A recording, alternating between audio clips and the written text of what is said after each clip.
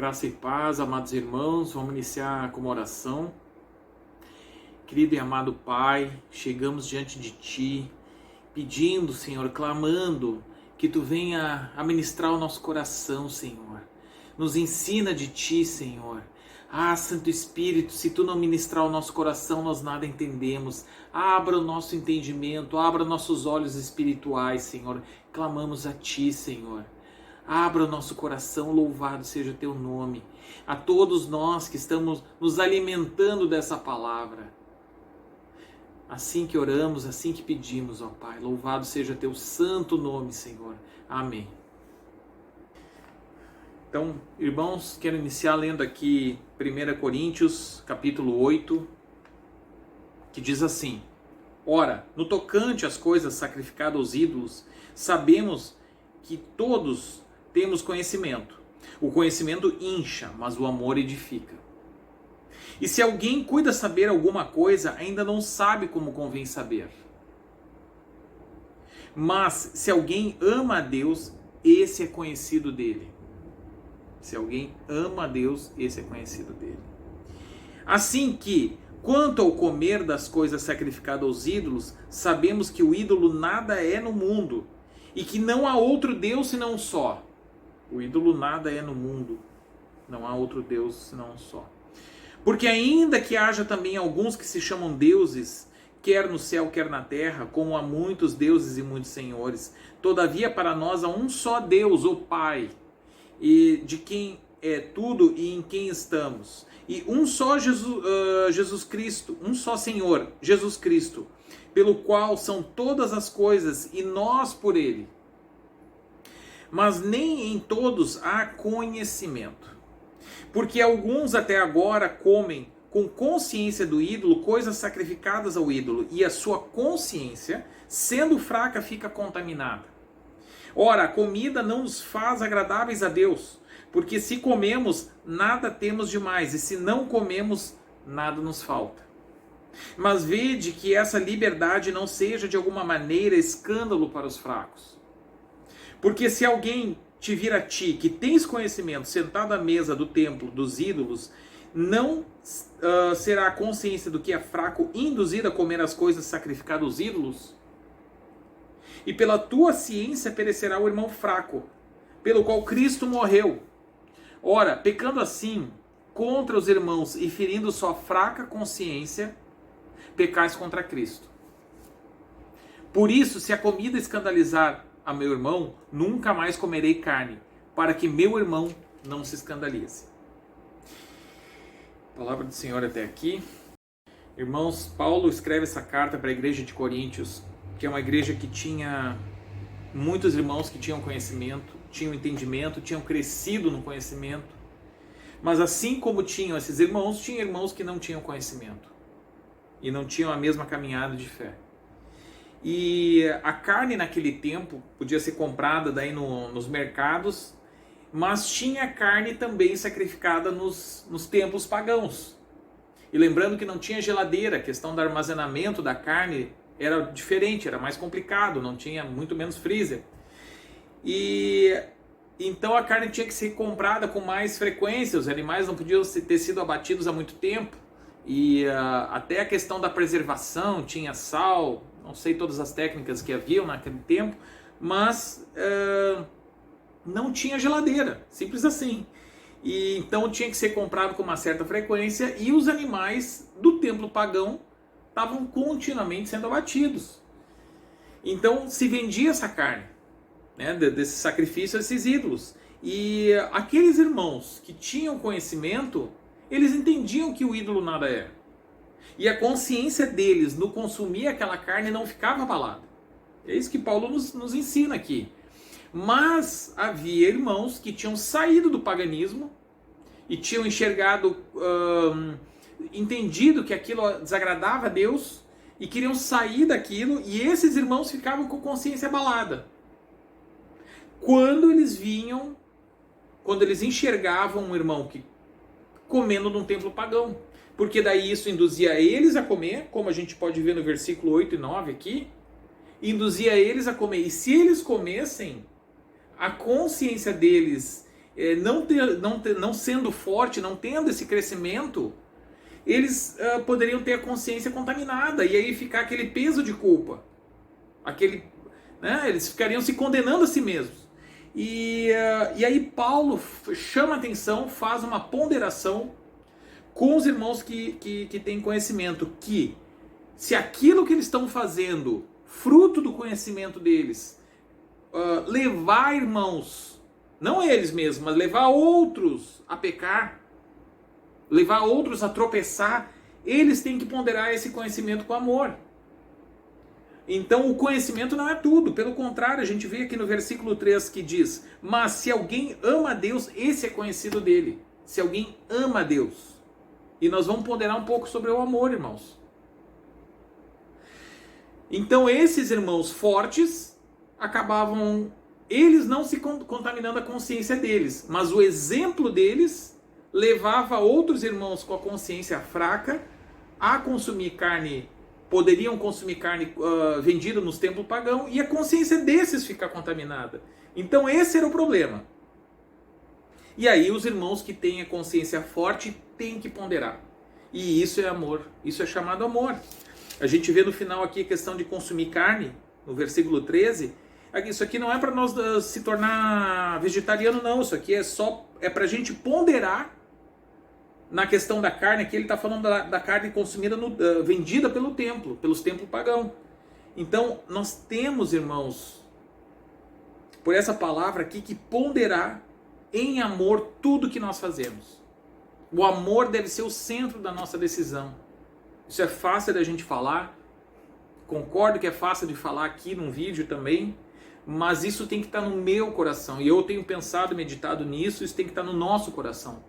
Tudo que nós fazemos tem que estar centrado no amor, irmãos. Como a gente vê, eu vou ler de novo, versículo 3. Mas se alguém ama a Deus, esse é conhecido dele. Eu quero levar os irmãos agora a outro texto, para a gente estar meditando em relação a essa questão do amor. Evangelho de Lucas, capítulo 7, versículos 36 a 50, diz assim: E rogou-lhe um dos fariseus que comesse com ele, e entrando em casa do fariseu, assentou-se à mesa. Jesus assentou-se à mesa, não é? Eis que uma mulher na cidade, que era uma pecadora, sabendo que ele estava à mesa em casa de fariseu, levou um vaso de alabastro com unguento. E estando por detrás, aos seus pés, chorando, começou a regar seus pés com lágrimas. E os enxugava com os cabelos da sua cabeça e beijava seus pés e os ungia com unguento. Quando isso viu o fariseu que o tinha convidado, falava consigo dizendo: se esse fosse profeta, bem saberia quem e qual é a mulher que lhe toca, pois é uma pecadora. E respondendo Jesus, disse-lhe: Simão, uma coisa tenho a dizer-te. E ele disse: dize a mestre. Um certo credor tinha 2 devedores. Um devia-lhe 500 dinheiros e outro 50. E não tendo eles com que pagar, perdoou-lhes ambos. Dize, pois, qual deles o amará mais? E Simão, respondendo, disse: tenho para mim que é aquele que mais perdoou. E ele disse: julgaste bem. Versículo 44. E voltando-se para a mulher, disse a Simão: vês tu essa mulher? Entrei em tua casa e não me deste água para meus pés, mas essa regou os meus pés com lágrimas e os enxugou com os cabelos da sua cabeça. Não me deste ósculo, mas essa, desde que entrou, não me tem cessado de beijar os pés.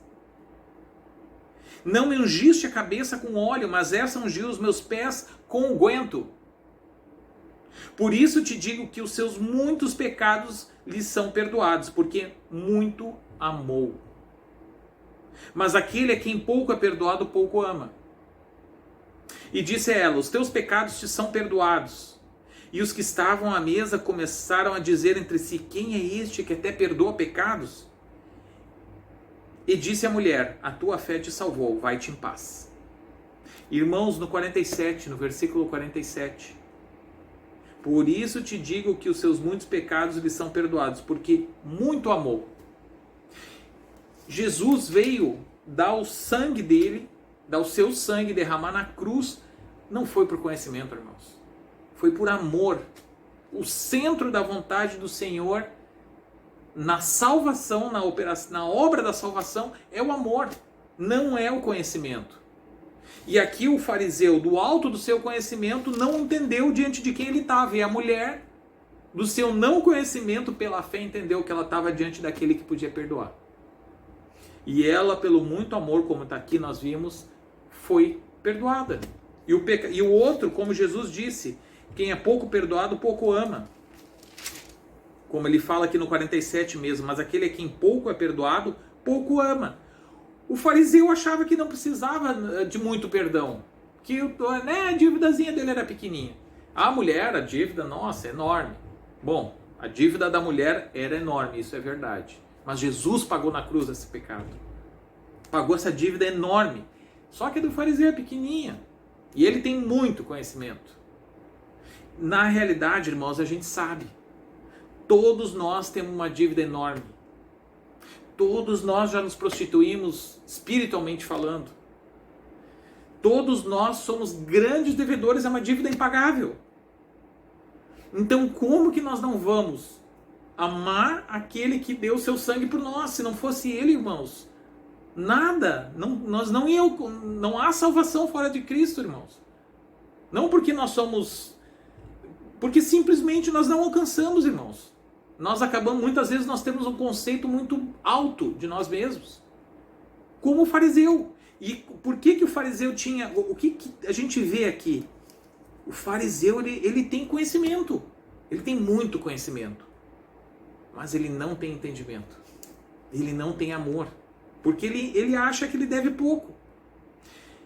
Quero chamar a atenção aqui, irmãos, para essa questão do conhecimento e do amor. Não que nós não tenhamos que crescer em conhecimento. A gente deve buscar crescer. Quem ama Jesus vai buscar ler a palavra, vai buscar cada vez mais crescer em conhecimento de Cristo, mas em amor, irmãos, sempre guiado pelo amor.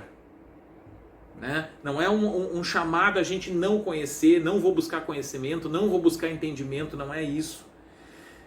Mas isso não pode ser uma fonte de orgulho, que a gente vê em 1 Coríntios 8, a gente vê como esse conhecimento gerava orgulho, soberba, e gerava cegueira em resumo. Porque aqueles irmãos que tinham muito conhecimento lá de Coríntios, eles achavam que podiam comer carne, e não se davam conta daquilo daquele, como é que vamos dizer, o impacto que aquilo teria nas outras pessoas.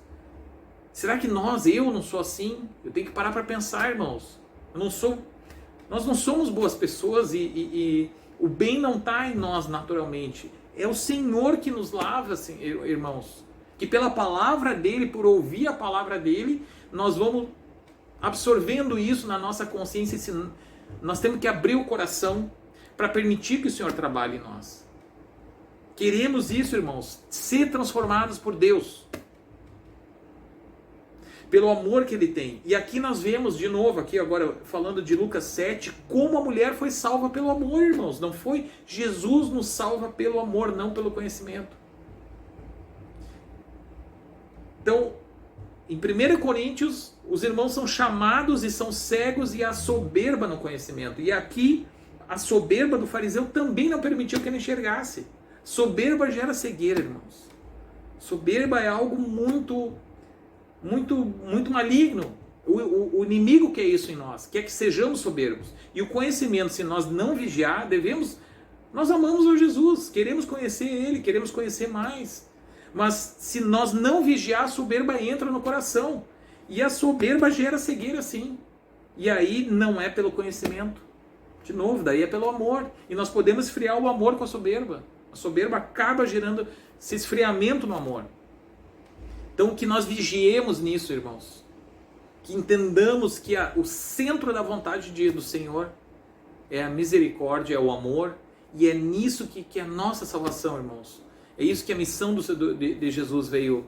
Que isso que Jesus veio trazer a nós. Não é? Ele nunca, Jesus autorizou o pecado. Em forma nenhuma ele autoriza o pecado. Ele banaliza o pecado. Pecado é pecado. Ele disse várias vezes, vai e não peques mais. Mas o amor exorta a não pecar. Mas o amor também olha para o outro com misericórdia, irmãos. Que nós sejamos assim, irmãos. Que eu seja assim. que os irmãos sejam assim, que a gente venha a ser norteados em oração, em jejum, a conhecer mais o amor de Deus. Amor não é tapa nas costas, não é bajulação, mas que nós, pelo Espírito, o Espírito venha nos mostrar mais desse amor. E aqui a gente vê uma atitude, que é um exemplo de amor. Aqui nós temos a mulher que enxugou os pés de Jesus com os cabelos. Olha a atitude dela contra todas as convenções, se derramando em lágrimas diante do Senhor. Essa é a atitude de amor. Aqui nós vemos o amor. E esse amor que salva, irmãos, que nós venhamos a ponderar.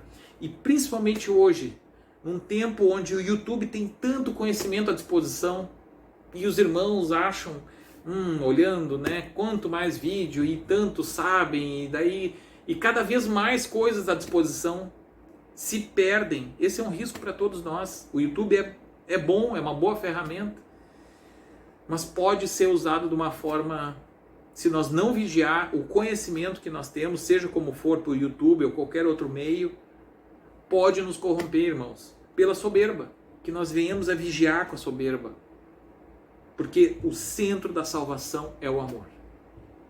Jesus é amor, Deus é amor, como a palavra diz. Jesus, o que Jesus fez, na essência é amor, irmãos. Que nós venhamos a meditar nisso aí, nessa atitude da mulher adúltera, quando Jesus disse, aquele que não tem pecado que atire a primeira pedra, tomou o lugar dela, porque na verdade a lei teria que ter sido cumprida, porque a lei foi de Deus, não é dos fariseus, e Jesus não tinha pecado, ele teria que ter atirado a primeira pedra, e tomou o lugar dela na cruz, irmãos. Esse é o amor. Que nós venhamos a meditar nesse amor que se doa, que eu venha a meditar nisso, que os irmãos venham a meditar nisso, nesse amor que se doa. Que o Senhor venha nos mostrar que Ele tenha misericórdia de nós, que nós não caiamos em cegueira. Louvado seja o nome do Senhor. Amém.